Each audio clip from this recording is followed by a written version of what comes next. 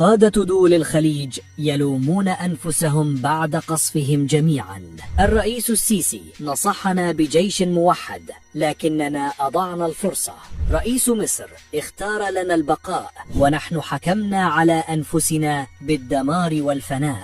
في عام 2015 اجتمع الرئيس عبد الفتاح السيسي بقادة الخليج وعدد من رؤساء الدول العربية وطرح عليهم رؤية بعيدة المدى وقراءة دقيقة لما قد تحمله السنوات المقبلة من تطورات. كان الاقتراح واضحا: جيش عربي موحد يتولى الدفاع عن أي دولة عربية أو خليجية تتعرض لعدوان، على أن يكون هذا الجيش بكامل عتادة وتنتشر منه كتائب في كل دولة. مقترح سابق لزمانه.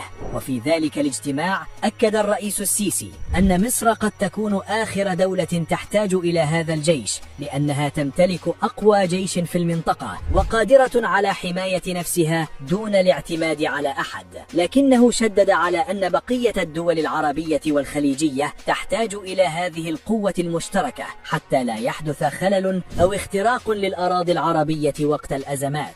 في ذلك الوقت أبدى بعض القادة اهتماما بالفكرة، بينما رأت دول أخرى خصوص تلك التي تستضيف قواعد أجنبية أنها ليست بحاجة إلى هذا الطرح بحجة وجود قواعد أجنبية كاف لتوفير الحماية عند الضرورة. لكن كما جرت العادة كانت رؤية مصر تسبق غيرها، فقد كان السيسي يدرك أن هذه القواعد قد تتحول يوما ما إلى سبب مباشر في جر الحرب إلى قلب الدول التي ترفع فوق أراضيها أعلاما أجنبية. رفعت بعض دول الخليج آنذاك شعار الاعتماد على القوى الخارجية أسهل وأسرع بدل تحمل كلفة إنشاء جيش موحد من حيث المال والجهد. ولم يكن كثيرون يدركون أن القوة الحقيقية لا تستورد والأمن لا يشترى من الخارج، بل يبنى من داخل الدول نفسها، ومصر أكبر دليل على ذلك. اليوم أصبح الفرق واضحا: من راهن على القواعد الأجنبية بات ينتظر قرارا من الخارج، ومصلحته أصبحت مرتبطة بحسابات الآخرين، وقراره السياسي مرهون بمصالح لا يملكها. ومع أول تغير في تلك المصالح يجد نفسه وحيدا معرضا للخطر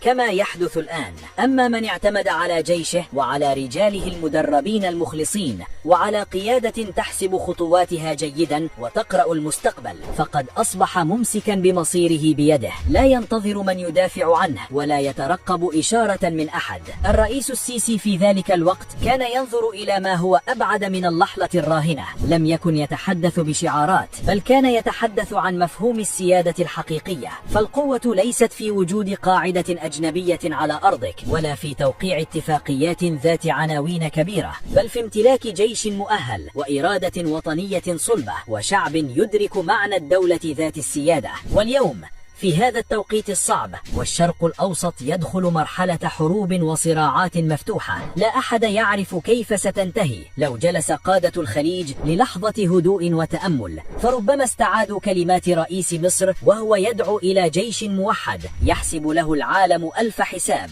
وفي مقدمتهم إيران، قبل أن تتحول بعض الدول إلى أهداف سهلة للصواريخ والمسيرات بسبب ارتباطها بقواعد أجنبية.